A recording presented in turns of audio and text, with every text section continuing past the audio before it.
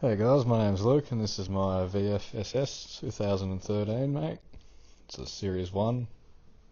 Come with the stock rear brakes, so I swapped them out for the upgraded Brembo brakes. It has a 3-inch manta exhaust, full system with headers and tips. Upgraded aftermarket camshaft, for a little bit of a lumpier note. I've upgraded the clutch to a heavy duty clutch. Has upgraded LS7 lifters and trunnion package. Just recently put a centrifugal supercharger on it. Not running an intercooler at the moment, max 5 psi.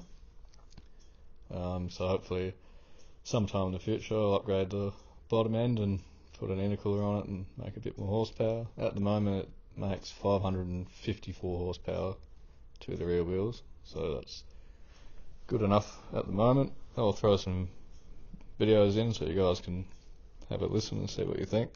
Thank you.